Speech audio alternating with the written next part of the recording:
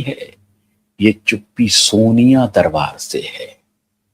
मैं फिर कह रहा हूं आपको कि राहुल गांधी तो बाहर बाहर चल रहे हैं। अगर स्वस्थ रहती हैं सोनिया गांधी तो पॉलिटिक्स को जिस तरह से वो नचाती हैं वैसे ही पॉलिटिक्स नाचती है। उनको इस बात का इल्म है कि ममता बनर्जी का सत्ता से हटना बहुत जरूरी है। बीजेपी के लिए नहीं, कांग्रेस पार्टी के लिए। परंपरागत आधार वाला वो राज्य रहा है कांग्रेस पार्टी का। क्यों? मुस्लिम मतदाता की संख्या अकेले पश्चिम बंगाल में 25-30% के आसपास है। इस पर कांग्रेस की नजर है और यह पूरा वोट बैंक खिसक के चला गया है ममता बनर्जी के साथ। कांग्रेस इस ताक में है कि कम्युनिस्ट पार्टी, जो लेफ्ट पार्टियां हैं, वो पूरी तरह से डेसिमेट हो गई हैं और पूरा लेफ्ट का जो इकोसिस्टम था वो entirely shifted to Mamata Banerjee's NCP, TMC. Trinamool Congress में पूरा का पूरा system from top to bottom shift कर गया है। तो एक प्रकार से कम्युनिस्ट पार्टी का कोई लेना देना नहीं, कोई मतलब नहीं, संगठन ध्वस्त, सब कुछ खत्म हो गया है। कम्युनिस्ट पार्टी वहां किसी पोजीशन में नहीं है। अगर किसी पार्टी के जिंदा होने की उम्मीद है तो वो है कांग्रेस पार्टी। कांग्रेस पार्टी जिंदा होगी कैसे? उसकी एक ही कीमत चुकानी पड़ेगी कांग्रेस पार्टी को, और वो कीमत जो है ममता बनर्जी का नाश। ममता बनर्जी का नाश होगा कैसे? कांग्रेस तो इस पोजीशन में है नहीं, कम्युनिस्ट इस पोजीशन में है नहीं। पोजीशन में कौन है? भारतीय जनता पार्टी।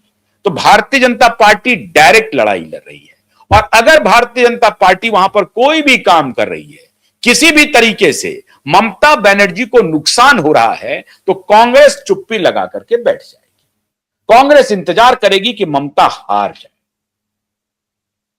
अगर बीजेपी जीत करके आती है तो कांग्रेस की बल्ले बल्ले है, क्योंकि इस चुनाव में कांग्रेस कहीं नहीं है। तो जीतेगा कौन? ममता बनर्जी। ममता बनर्जी अगर आ गई तो कांग्रेस के लिए फिर आने वाले दिनों में कोई स्कोप नहीं है। बीजेपी अगर आ गई तो कांग्रेस के लिए स्कोप हो सकता है।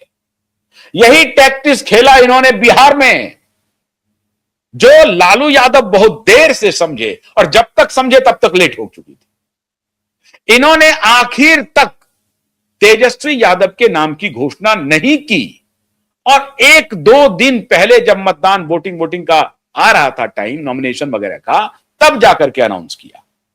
तब तक तो गंगा में बहुत पानी बह गया। जिनको संगठन तोड़ना था टूट गया, इधर से उधर भाग हो गया, चीछा लेदर हो गया, बहुत सारे चीजें हो गई, परिवार में झगड़ा हो गया, उनकी बहन झगड़ा खोल दिया, भाई बगावत कर दिया, बहुत सारे प्रकरण हो गए। तब तक लालू यादव की फैमिली में महाभारत हो गया। और यह महाभारत क्यों हुआ? क्योंकि कांग्रेस पार्टी ने तेजस्वी यादव के नाम को पहले घोषित नहीं किया।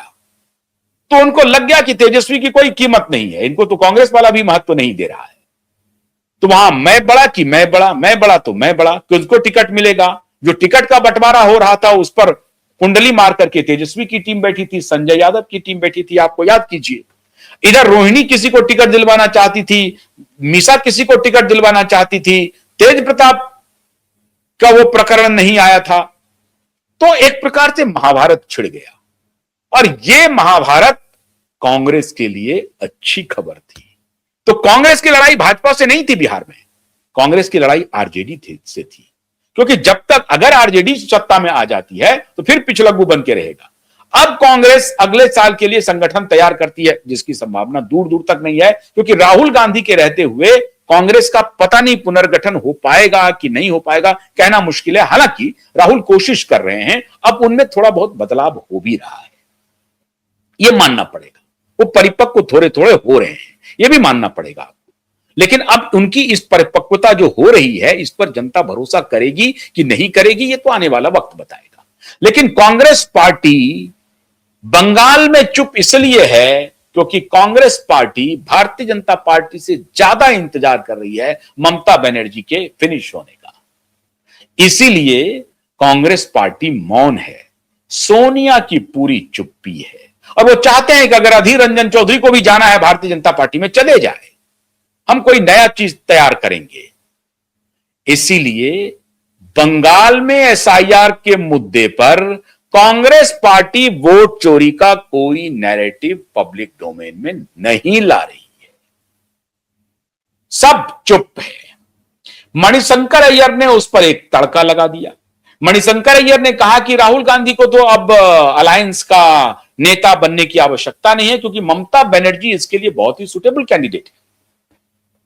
सोनिया को मालूम है अपोजिशन में नीतीश तो अब रहे नहीं, नीतीश चले थे गठबंधन करने के लिए, शरद पवार खत्म हो चुके हैं, लालू यादव खत्म हो चुके हैं, अखिलेश जी उठ सकते हैं, लेकिन अखिलेश की स्थिति पहले उत्तर प्रदेश को वो ठीक करना चाहते हैं।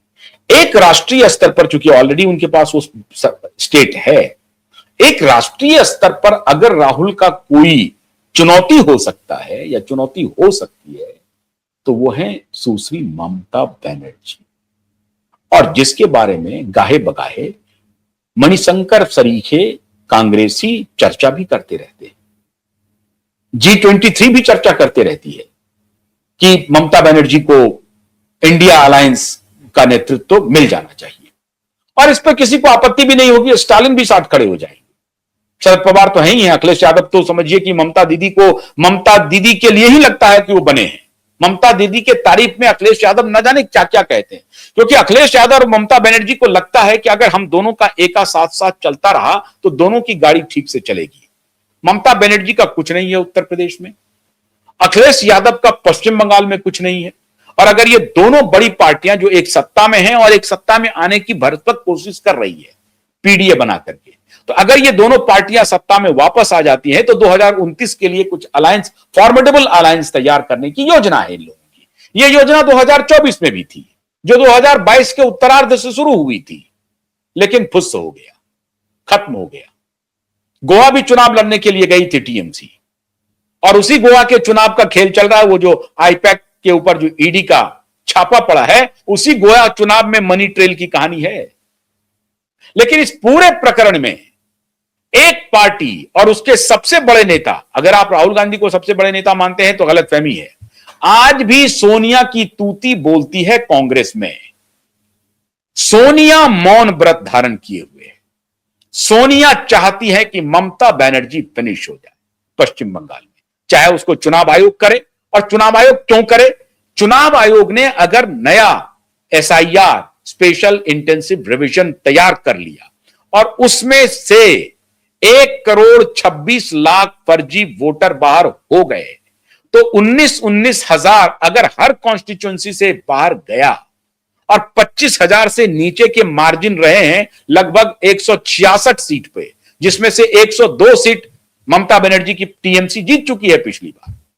तो सिंपल कैलकुलेशन है कि अगर हर कॉन्स्टिट्यूंसी से 15,000 से 19,000, 20,000 वोट बाहर हो गया तो वो जो 25,000 का मार्जिन है वो स्विंग कर सकता है, वो खत्म हो सकता है, जीत का जो मार्जिन है ममता बनर्जी का। और यही ममता बनर्जी के लिए तनाव का विषय है, और इसीलिए अधीर रंजन चौधरी सोच रहे हैं कि साहब ये मौका है जब प्रधानमंत्री से बात करके चला जाए भारतीय जनता पार्टी की तरफ। लेकिन बीजेपी तो जो इंतजार कर रही है मित्रों, सुप्रीम कोर्ट का और चुनाव आयोग के फाइनल वर्डिक्ट का। सबसे ज्यादा अगर किसी को इंतजार है वो है सोनिया गांधी। सोनिया गांधी चुपके बहुत ही बारीक तरीके से राजनीति को अंजाम दे रही है, सारे गोटी फिट कर रहे हैं। मणिशंकर अय्यर को बोलने दिया जा रहा है, कोई बात नहीं, कोई प्रतिक्रिया नहीं आ रही। मणिशंकर अय्यर बोले जा रहे हैं, कांग्रेस की तरफ से कोई प्रतिक्रिया नहीं है। कांग्रेसियों को बोल दिया गया है कि मणिशंकर अय्यर के ऊपर कोई बयान मत दो। पवन खेरा ने थोड़ा बहुत करने की कोशिश की, उसको चुप कर दिया गया। और मणिशंकर अय्यर बार बार बयान दे रहे हैं। मणिशंकर अय्यर की बेटी सोशल मीडिया पे चल रहा है, वो आग उगल रही है, धुर वामपंथी होकर के वो वामपंथी के रूप में खुद को पेश कर रही है। लेकिन कांग्रेस पार्टी मणिशंकर के बयान से खुद को दूर किए हुए है और सुप्रीम कोर्ट और चुनाव आयोग के स्टेप को देख रही है कि अगला कदम सुप्रीम कोर्ट का क्या होगा। तो अगर सुप्रीम कोर्ट ने यह कहा कि उड़ीसा और झारखंड के न्यायिक अधिकारी को एसआईआर में लगाइए तो सबसे ज्यादा खुशी लड्डू बटी होगी सोनिया के घर पे कि साहब सुप्रीम कोर्ट ने तय कर लिया है, ये फर्जी आंकड़ा नहीं चलेगा। तो ये तो हटना चाहिए।